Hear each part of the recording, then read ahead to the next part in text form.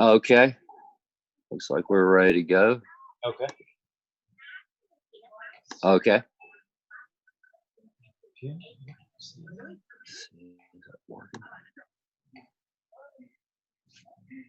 Have a good show.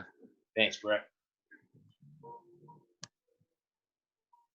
Hey guys, this is Brad Walker, the sports writer, and this is Tampa Talk. This is episode 2 of Tampa Talk. You can catch me guys live on Facebook as I am here every week. Again, guys, this will be a show strictly about the Tampa Bay area and Tampa Bay sports and Florida in general. I'm going to touch again this evening on the Tampa Bay Buccaneers' unfortunate loss yesterday. We'll talk about that. I'll preview the upcoming USF football game this Thursday against Temple. That'll be on ESPN, and I will be there in the press box at Raymond James Stadium to do that. And I'll also go into the Lightning as they are getting ready to they're playing in the Global Series in Sweden. There's 2 games coming up Friday and Saturday, both against the Buffalo Sabres. This show is brought to you by Mancini Sports Network and also Stables Network as well. They both have Facebook pages, guys. Check them out.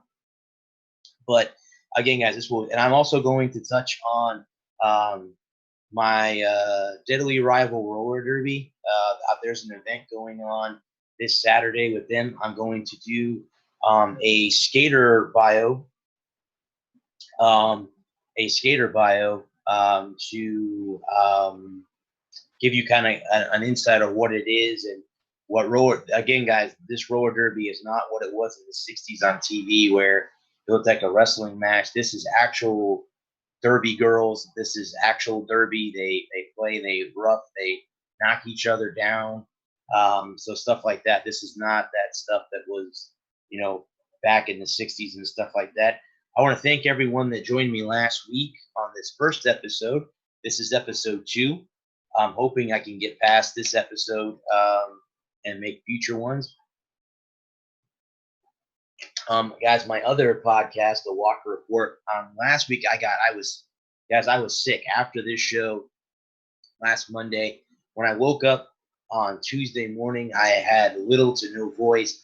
I had a bad cold. I've been battling the cold. I'm finally over it. I think almost over it completely. So there was no Walker Report last Thursday. There again will not be one this week because again I will be at the USF game on Thursday night. So join me next week as we wind down, get closer to, of course, the games on Thanksgiving and stuff like that. College football is getting. We'll find out who the playoff teams are going to be. As tomorrow, the college football playoff committee meets for the first time to give their rankings. So I'll talk about that on my show the following Thursday.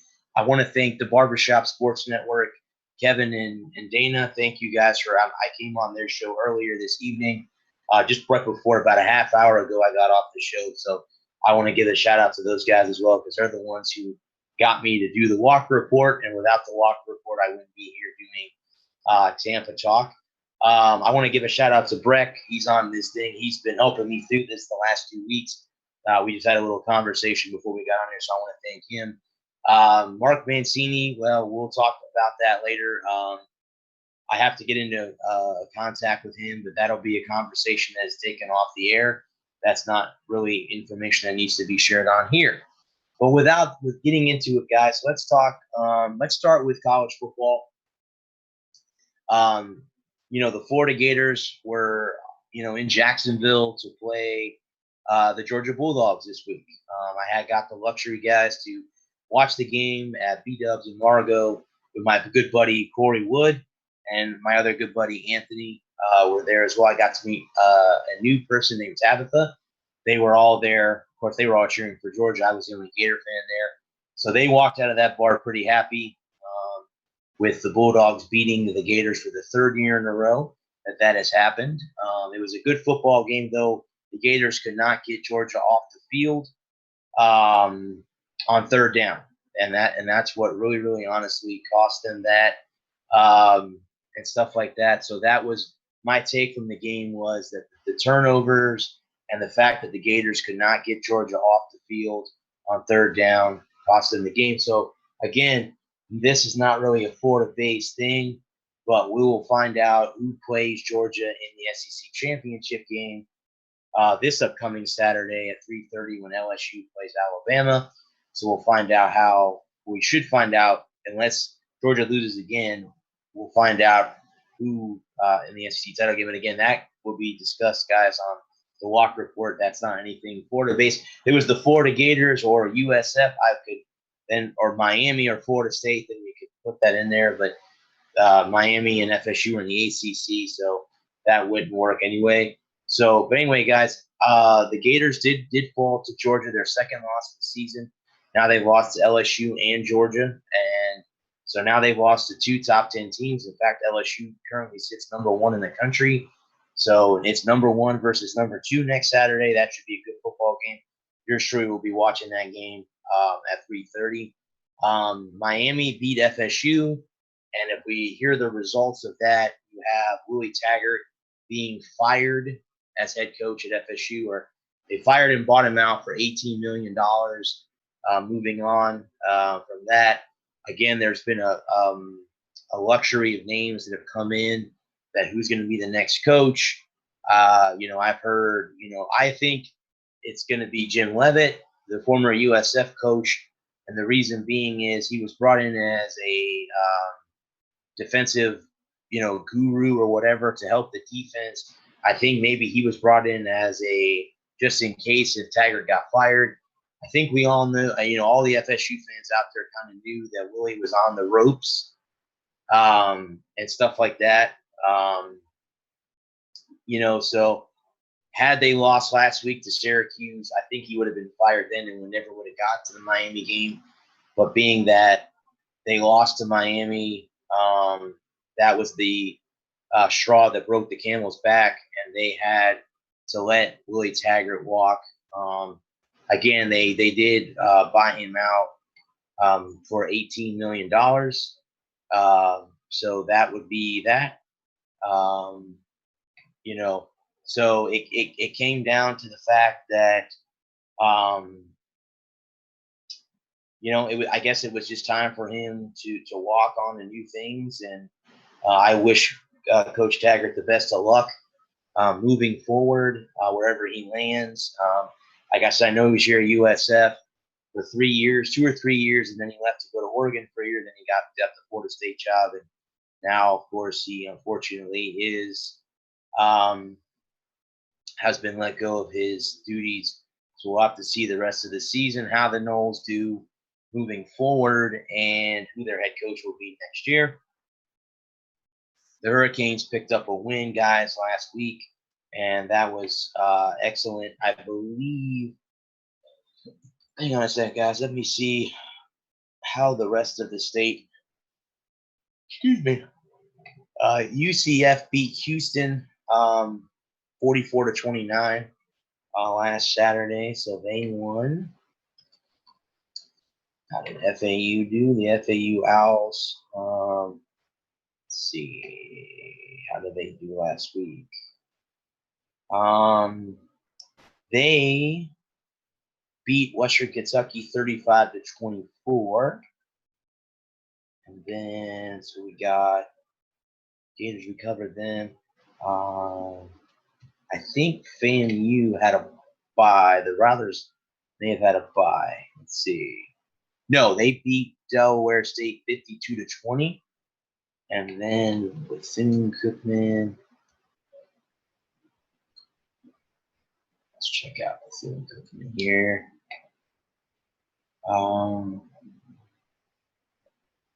They had a bye week, guys. So Bethune-Cookman was off.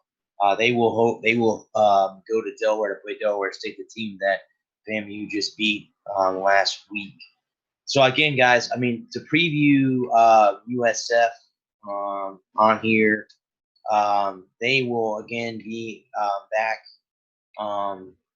back home at Raymond James Stadium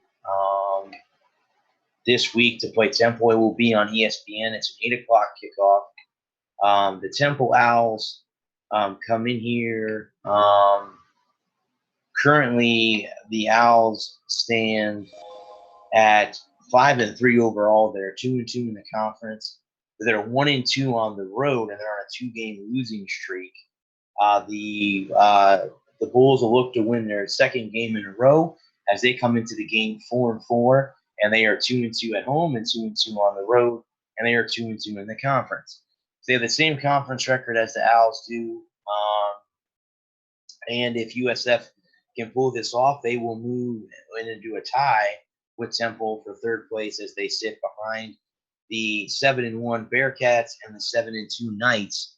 And the USF plays Cincinnati next week. I think the week after they play Temple, they play Cincinnati. And I was referred to today via USF's Twitter feed that they will either be a 3:30 or 7 o'clock kickoff next Saturday. Again, they play a Thursday game this week, and then they got a Saturday game next week coming up. So again, to kind of preview the game, guys, it was a week off for USF. Kind of heal quarterback Jordan McLeod and company needed to get, have some healing days. They did, again, just come off of beating East Carolina 45-20 2 weeks ago. So it was nice win. Again, the final 4 games for USF will start again 3 days from now on Thursday night. They're at home and they play the Bearcats the following Saturday, the 16th. Then the Memphis game on the 23rd. And then they go to Orlando for the bounce house to play the UCF Knights. That's on Black Friday. That's the day after Thanksgiving, as they do every year. So, guys, the preview is, as I said 2 weeks ago, as I said on this show last week before I got sick, that if USF plays like they did against East Carolina with the full, full criteria that they did with, Jordan McLeod and Jacquez Evans and Jordan Cronkrite, if they can run the football like they did and play defense like they did last week again or 2 weeks ago against the Pirates, they have a good chance to beat the Owls and move into a tie for third, on their side of the bracket. And I really think, honestly, that they took the week to rest. I think it's a good thing that USF got. Sometimes, guys, when the schedule comes out, you get a bye week and the right weeks. I think USF got one. In all honesty, I think they got one at the right time. With coming off of a win, again, just like I said earlier, they win one, lose one, and they won 2 in a row once this year. They did beat UConn and BYU, only to lose to Navy, and then they come back to beat East Carolina, just like I said 2 weeks ago. Now, Temple, again, is a better football team than East Carolina. I'm not trying to, divert from that. And then, like I said, then they have to play the Bearcats and the Tigers, who are ranked in the top 20. Both teams at the current moment are ranked in the top 20. And Cincinnati owns a win over UCF, who are the Bulls' final opponent of the season. So, again, if it comes down to that, Cincinnati could end up going to the AAC Conference Championship. And as of right now, it will be Navy. It will be between Navy, SMU, and Memphis. Now, Memphis beat SMU last week, guys, to give the Broncos their first loss. The Mustangs their first loss, excuse me. So Navy, it's going to be between those 3 teams there, and probably going to come down between Cincinnati and UCF. Moving forward in that front, we'll have to wait and see how that plays out. But this game on Thursday night should be a very entertaining football game. Guys, if you have the night off or you need something to do for a Thursday night and you have Friday off or you don't have to be to work till late Friday, head over to Raymond James Stadium, guys. Again, I will be there in the press box. But I'd love to meet some of the guys. If you guys are out there listening and you happen to come to Raymond James Stadium, hit me up and I'll meet up with you and stuff like that. I don't mind meeting people and stuff like that. I'm working on getting interviews and stuff, through USF and through the Lightning and the Bucks and the Rays. I'm working on that. But that that being said, guys, that's about the USF preview. Let me dive in because the MLB was handing out their off-season awards today, and I believe Rays outfielder Kevin Kiermaier won a Gold Glove. So let's see. Let's see right here if we can pull that up on MLB.com. Let's see, breaking news: the MVP, Cy Young finalists. All right, so let's see what we have, guys, as far as baseball awards so far that have been handed out.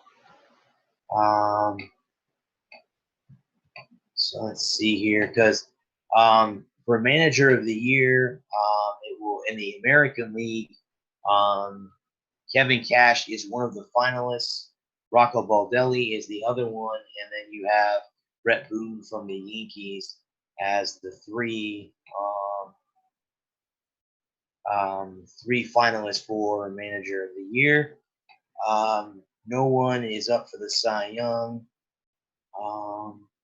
For rookie of the year, the finalists are second baseman outfielder Brandon Lau, as people like to call that. Lowe is Lau. He's up for rookie of the year. And like I said, guys, it is Rocco Baldelli from the Twins, Aaron Boone from the Yankees, and Kevin Cash from the Rays for manager of the year in the American League. So that would be me mentioning that. Let me see. So let's go to the Gold Gloves, guys. I believe, like I said, I thought I heard earlier today that Kevin Kiermaier did win a Gold Glove for the Rays. So let's see if there's anybody else out there that did. So let's see, guys. Let's see here. That's the National League. So let's see. Okay, American League here. So, okay. For shortstop, it was Lindor from the American League was Matt Chapman. Okay. Alex Gordon won. As far as outfielders go, David Peralta. Yeah, Kevin Kiermaier did win a Gold Glove, guys, for center field. He's won back-to-back. He won back-to-back Gold Gloves in 2015, 2016, and now has his third to his name in 2019. He had 17 outs above average, or second among major league outfielders, only behind Soto. He led all players in outfielder jump and at plus 3.8 feet compared to average. The runners up in that category, guys, were Mike Trout and Jackie Bradley Jr. For that. But that is, I believe, the only Gold Glove that was handed out to the for center field for the Rays there. Scan down, and I'll go by position and see if anyone else from the Rays got in there. Don't believe so. Yeah, no. Okay. So Kevin Kiermaier, guys, was the only Ray to win a Gold Glove so far. But again, guys, they're again in their off season. Again, if you did not hear, they did win 90 plus games for the second year in a row. Now the question is, how do they get more people to come to the ball games? I mean, how much more are the Rays going to have to do to get you guys to get to the ballpark and meet up with them? So, that's the question I think, a lot of people will have to say is, how much longer, will it be, to get the ballpark will come. I don't know. I don't know how long, if they'll build a new ballpark here or not. We'll have to wait and see. But the Rays were a very, very good baseball team again this year. Made it all the way to the postseason. came one win away from eliminating the American League champion Houston Astros, who, of course, guys, if you remember last week, got eliminated by the Washington Nationals. Every road team won every game in that World Series. That's the first time that's ever happened in Major League history. So, guys, with that in mind, let me jump to the Tampa Bay Buccaneers. The NFL again yesterday. Let me start, guys, with the Jacksonville Jaguars. They were in London yesterday. Of course, if you guys got up at 9:30 in the morning on a Sunday, they were playing the Houston Texans, and it did not go well for the Jacksonville Jaguars, who do not do very well in London. From what I've heard on NFL.com and from the announcers yesterday that were doing the game, that they said that the Jaguars are not very good. They fell 26-3 to the Houston Texans yesterday in London early on in the morning hours.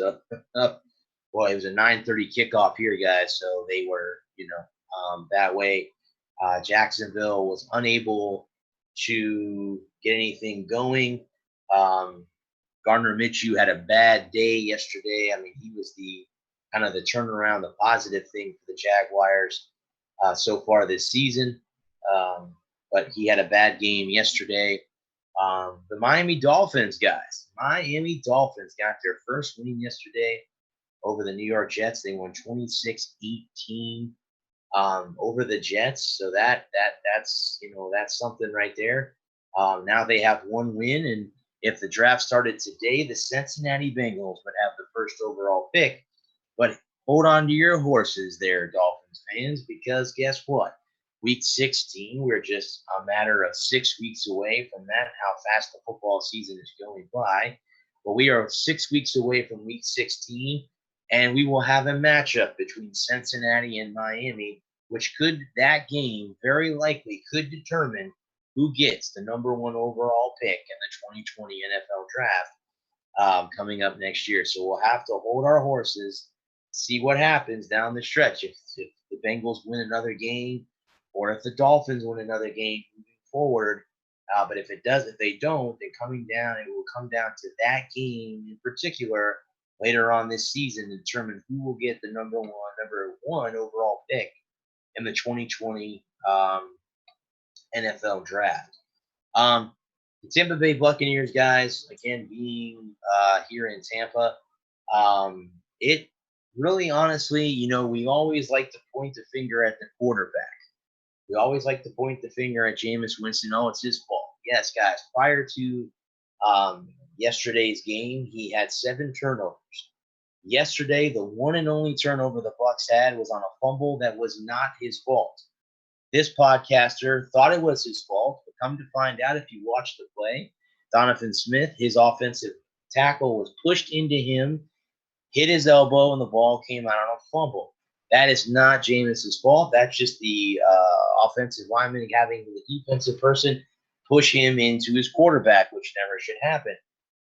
The offensive line kept Jameis mostly clean throughout the day yesterday. Again, another big day,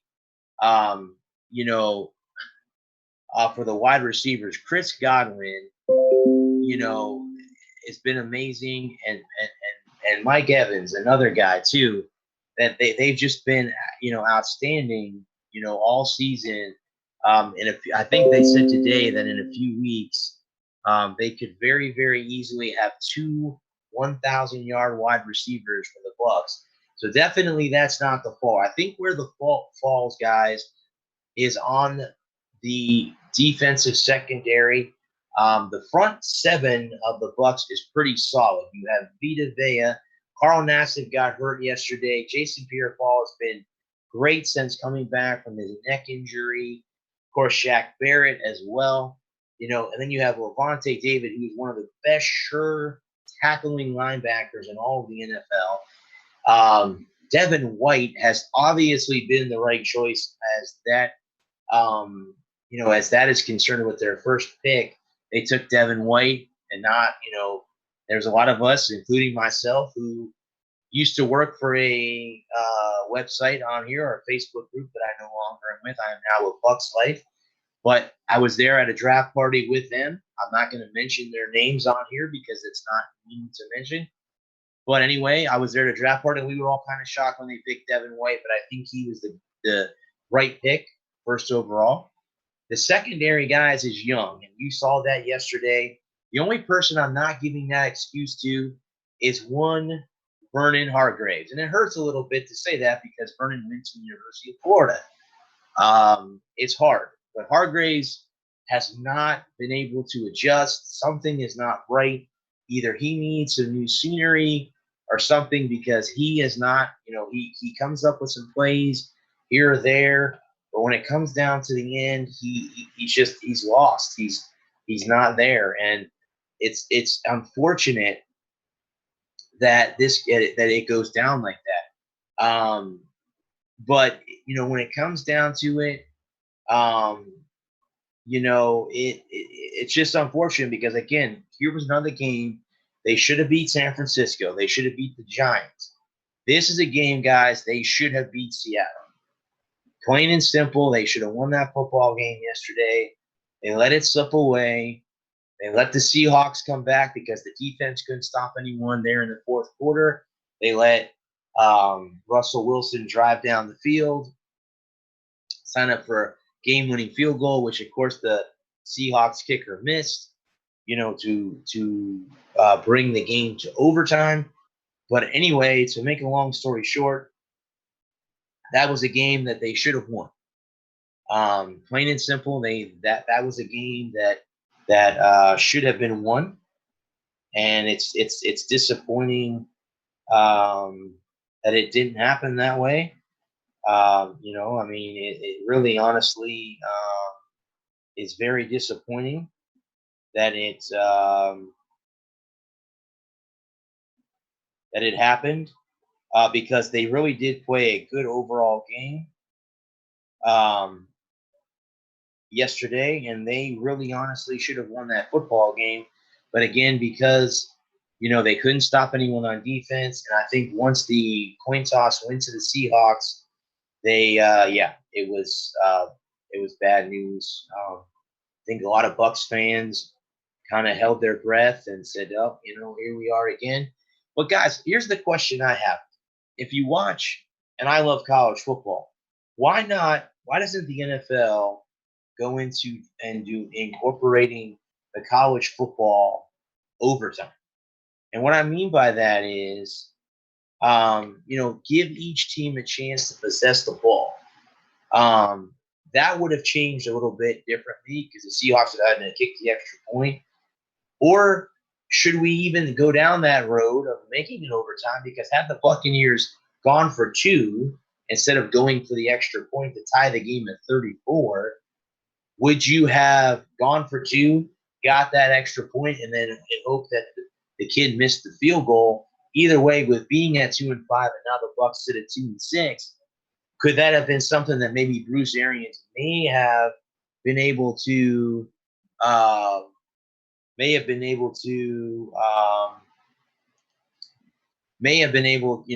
to actually come out with a game? But if you look at this, Jameis went 29 for 44 for 335 yards and 2 touchdowns. That is not a very, very bad game at all, to be honest with you. The Bucs did very well on the ground. Ronald Jones had 18 carries for 67 yards and a touchdown. Peyton Barber went 4 carries for 15 yards. Jameis ran for 2 for 8 yards. Chris Godwin had a 1 run for 8 yards. And Dare Ogunbowale, and I did pronounce that correctly, it took me a while to get his name down, but he had 1 carry for 1 yard and a touchdown. Actually, he was the one that got the touchdown late in the game. But Mike Evans, again, guys, 12 catches, 180 yards, and a touchdown, 16 targets. So the Bucs only missed him 4 times yesterday. Godwin had 7. He had 9 targets. He had 7 catches, 61 yards yesterday. Rashard Perriman had a touchdown, guys, on the tip, but he caught the ball. I think a lot of people, I listened this morning to Pat and Aaron on 620 WDA here locally in Tampa. Listen to their show, guys. They're pretty awesome. They had Scott Reynolds on Computer Report. and he said that most likely Rashad Perriman got a kick in his ass from head coach Bruce Arians from the previous week and came out and had a very, very good game. Again, guys, if you look at it, it's one of those things where the front played well enough. Devin White forced 2 fumbles. Just the 1 fumble and 1 loss was not Jameis's fault. So that again, you cannot put the blame on him. It's just the fact is that it could not stop Russell Wilson and Tyler Lockett and what's his name, the other wide receiver for them. Hang on just a second. DK Metcalf, the kid out of Ole Miss.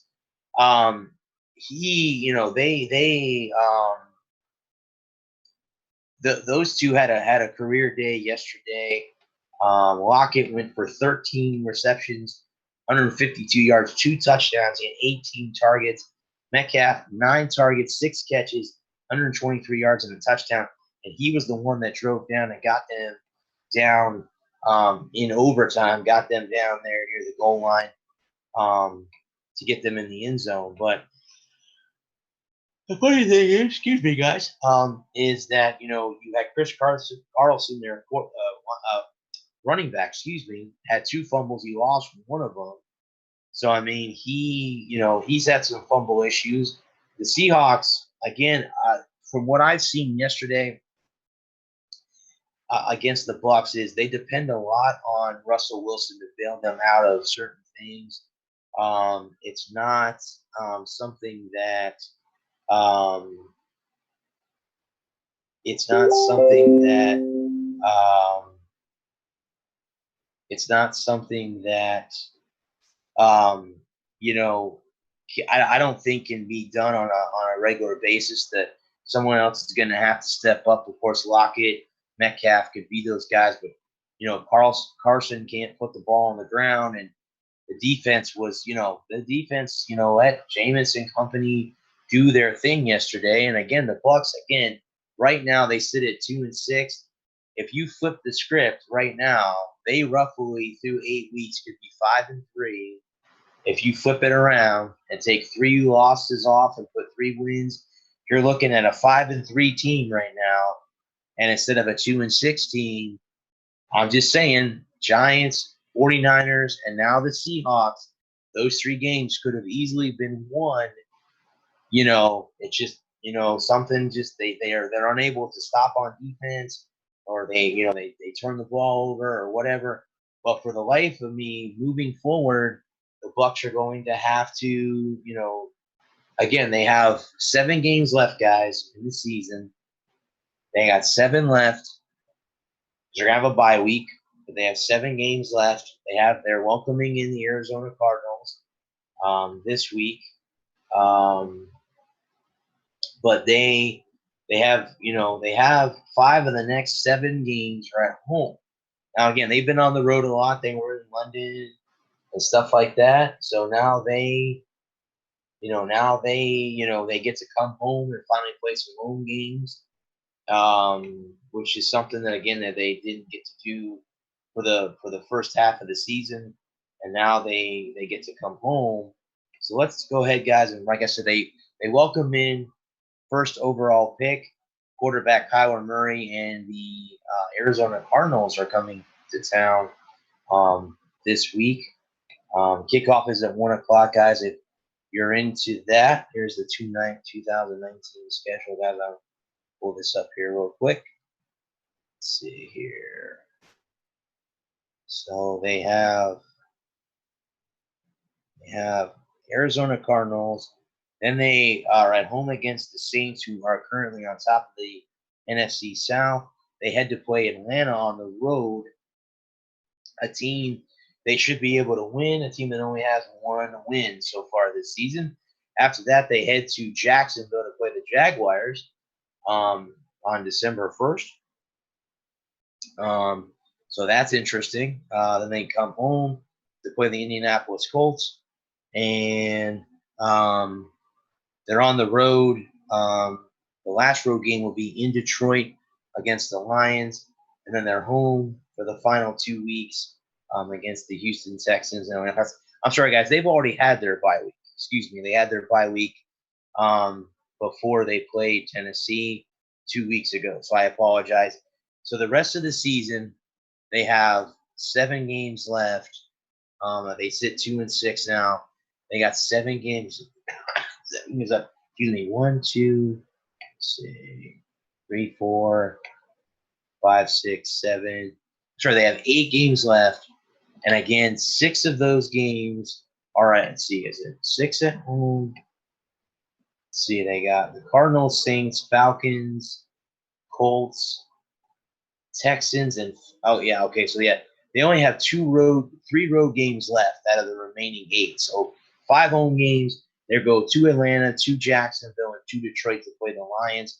Really, if you look at the schedule outside of the Saints and the Texans, there are some winnable games and the Colts if Jacoby Brissett comes back. If he comes back, that'll be a tough game to win. But they should be able to beat Arizona, beat Atlanta, beat Jacksonville, and go toe-to-toe with the Detroit Lions. And then, of course, they have the Falcons, at the end of the season, 2 days before New Year's Eve. But then again, I mean, those are winnable games. So, guys, I mean, they really, if you look at the schedule, from what I've seen, if they can stay away from making mistakes, this team basically has 4 or 5 more wins left. You're looking at 6-10, maybe, you're looking at 6-10, maybe 7-9. Maybe they can pull an upset on, one of the teams, beat the Saints, beat the Texans, maybe beat the Colts. It will come down to how they do over the next couple of weeks. But there are some winnable games on the schedule for them moving forward. Moving forward, they definitely still have an outside chance of salvaging the season. They could still be 7-9, 6-11. They don't want to finish 5-10, guys. That's what they finished the last 2 seasons. So I think if the Bucs can get 4 more wins out of the remaining 8 games, all they got to do is win half. They'll do a little bit better job of Bruce Arians' first year as head coach here. But again, it was a tough, very, very tough loss for them yesterday because, again, that was a game that they should have won. Again, right now, if you look back at the games that coulda, woulda, shoulda, the Giants, the 49ers, who are undefeated, the only undefeated team left as the Patriots went down last night, and yesterday, you move that out, instead of being 2-6, you're 5-3. Guys, I mean, that is not really that bad. But again, it's just gone the wrong direction for them. The secondary needs to get better. Bruce will be here. They'll get some free agents in here and help the rookies moving forward to beef that up. Maybe you'll see them draft some offensive line help. Maybe a quarterback, depending on how Jameis does over the next 8 games. I think these next 8 games are very, very, very important for him in particular because it will determine if they're going to franchise tag him or sign him to a long-term deal. These final 8 games will come down to that. Moving forward, that's gonna be it. But again, guys, it's disappointing. Buccaneer fans should be there. I know they're upset. Again, I listen to the radio. Listen to the radio every morning, and they're upset. That they are not happy, and it's really disappointing that it's come to that. But it will have to get better. They have 8 games left to get better. They got 5 of those 8 at home at Raymond James Stadium. So let's see how it all plays out. I'm hoping that they can get, at least 4 or 5 wins out of those final 8 games. Like I said, maybe the Saints, the Texans, and the Colts will be tough. But the other 5, they got 2 against Atlanta. They've got Jacksonville. They've got Arizona. And they've got I mean, that they're not hard to win those football games. They just stay away from making mistakes, and they'll have it down.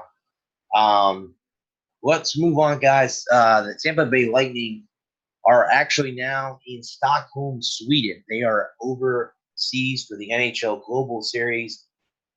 Again, they do not have a game, guys, until next Friday.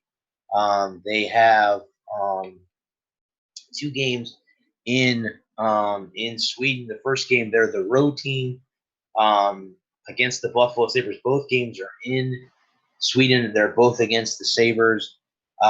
So it will come down to that. Again, if you look at the record right now, and again, guys, what I've been doing is I listen on the iHeartRadio to Lightning Power Play. If you're a Lightning fan, I suggest you listen to that station. If you want to get up to the date, up to the stuff for the Lightning, go on there because they give you all kinds of different views and perspectives. The Lightning currently sit sixth in the Atlantic at 6-5-2. They have 14 points. But guys, just think about this: the third place Florida Panthers are 7-3-4. They have 18 points. The Lightning are only 2 points or 4 points away. So for just to say this, let's say they go to Sweden, they win both games against Buffalo, the Panthers lose both games, the Lightning will jump from sixth to third in a matter of 2 days. So again, guys, it is still early. I think what's going on with this team is they're having trouble defensively. They're allowing too many shots on their goaltender. Curtis McElhinney has been getting peppered along with Andre Vasilevsky. I think what it comes down to, guys, is strictly this. They have not gelled well because if you look back at the schedule, they have not had any really consistent, games. I mean, they play a game and they're off for 3 days, or they play a game and this right now. I mean, I'm going to go back. I'm going to pull the schedule up here, guys, and kind of give you this.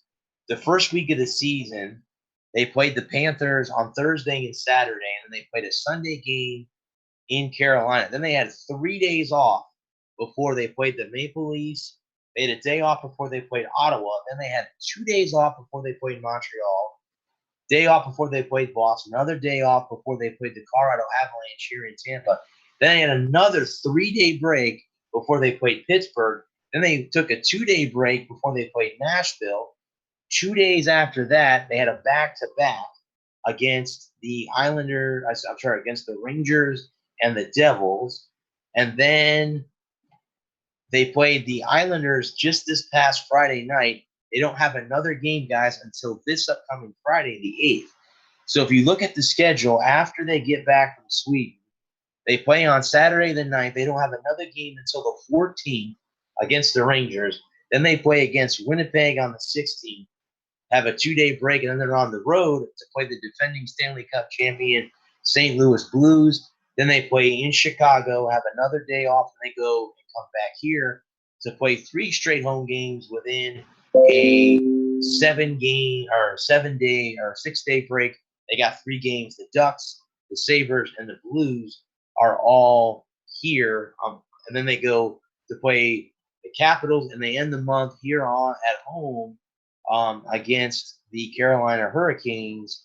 But then again, guys, see, the schedule gets a little bit more like a hockey schedule. They're not, and then you flip the calendar to December and look at all the games in the beginning of the month. They've got, right in the beginning of the month, they have a Tuesday, Thursday, Saturday the first week. The following week, it's a Monday, Tuesday, Thursday, Saturday. They have 4 games that week. Then they have 3 games, a Tuesday, Thursday, Saturday. Then they kind of have an off around the holidays. There is a game, guys, on New Year's Eve in Buffalo as they play the Buffalo Sabres on December 31st. But, on top of that, it would be interesting, to say the least, that the schedule gets a little bit more like a hockey schedule for them. And again, the defense has got to pick up. Hedman will be able to play guys in Stockholm. That's his home. Of course, it's his home country in Sweden. So he was cleared to play. So that's good news for the Lightning. I think that's good news for them is that they are.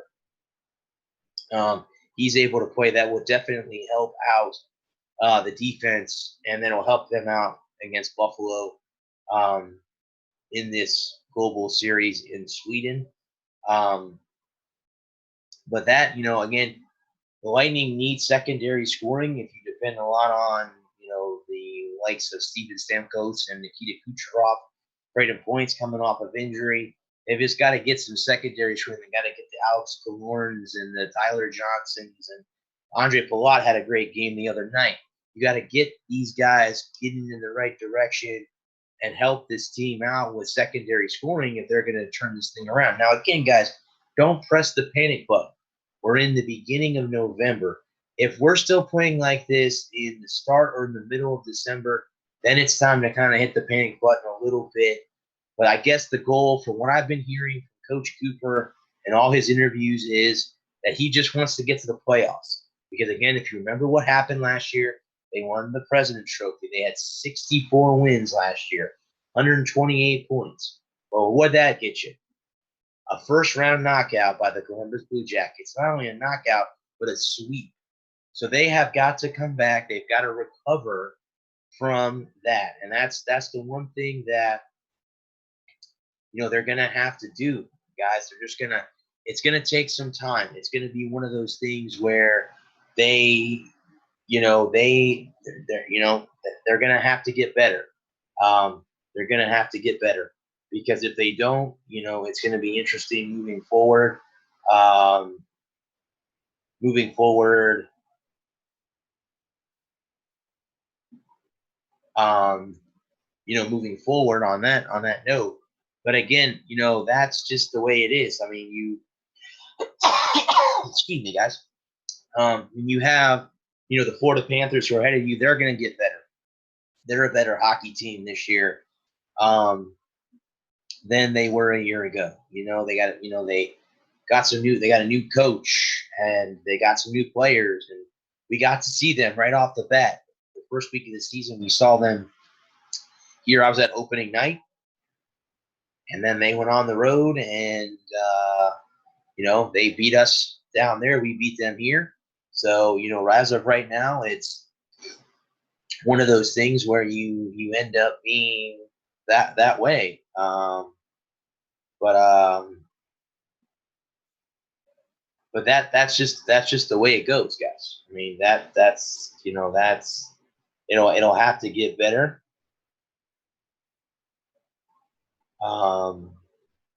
It'll have to get better moving forward. So, but then again, guys, that's basically, like I said, they don't play a game until Friday in Sweden against the Sabres. They're the road team on Friday, and then the home team on Saturday. If you guys are in the area in Tampa, they're doing a watch party at Amateur Works in Tampa.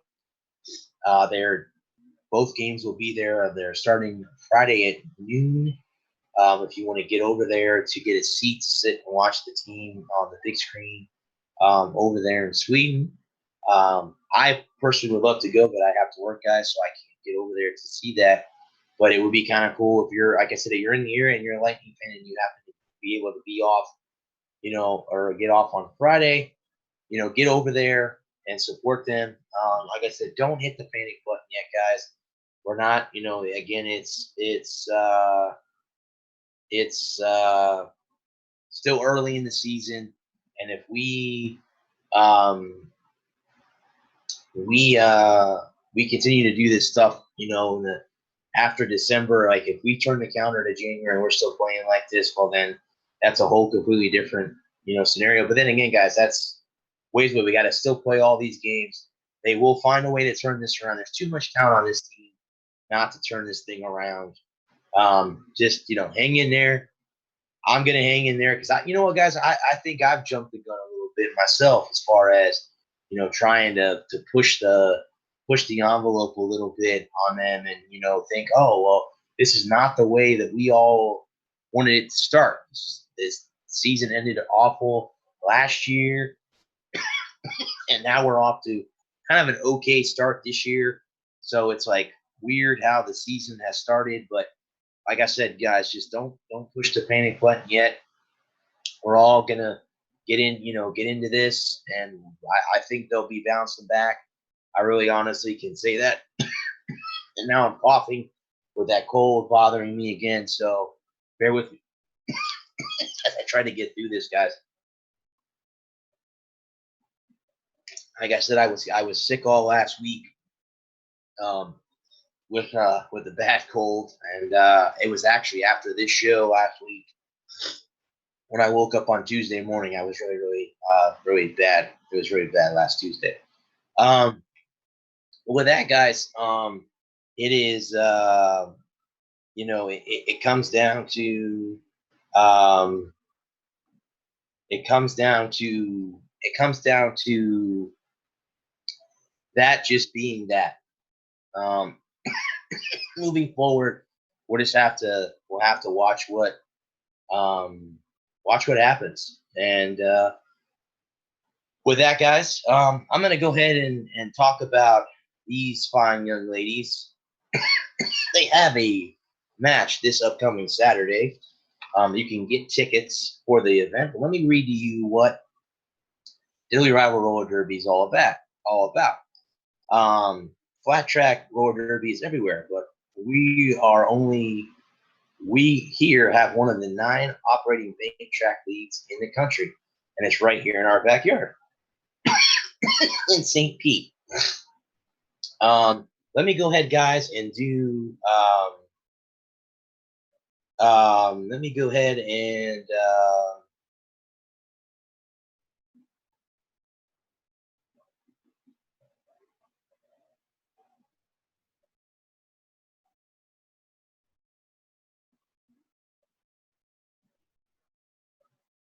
Let me go ahead and read off, guys, what it will be. The role, the bio here on the uh, skater. Her name is Liz Battery, and this is what was given to me. The first question we asked them is what got them involved in roller derby. Her answer is she watched the movie Whip It several years ago, wanted to join at the time, but there was no bank track league near me. When she moved to St. Pete, she decided to join and meet people and learn how to skate. Where did her name come from? From Elizabeth Battery, a 16th century countess who killed lots of people. There you go, guys. What do you hate about roller derby? She says nothing. What do you love about roller derby? The people involved, the friendship, um, skills we learn traveling to tournaments. What drives you to continue to play roller derby? She wants to get better at skating and at playing roller derby. Also, the people I've met and the friends that I've made. What else would you like to share about your experience? She says everyone in our league is nice and very positive. It has been a very good experience for me overall, so not hesitate did not not hesitate and join. You don't have to know how to skate. I did not. Meaning, guys, what she means by that is um,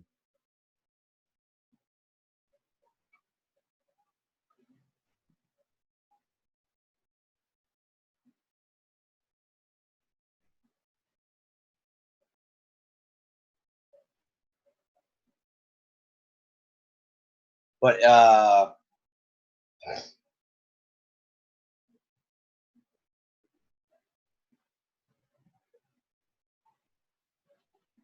what she means, guys, is that you don't have to be a skater or have any experience. They will teach you that well. Guys, I will be at the bout this upcoming Saturday. You could come watch them this Saturday at the sleigh ground, which is located at 4033 35th Street North in St. Petersburg, Florida.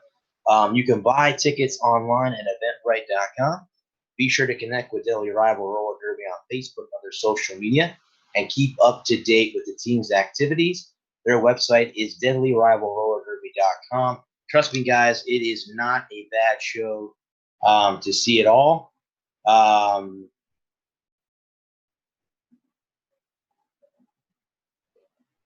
With that, guys, let me go ahead and I'm going to get off here because I have a phone call I have to make to Mr. Mancini. He is calling wants me to talk.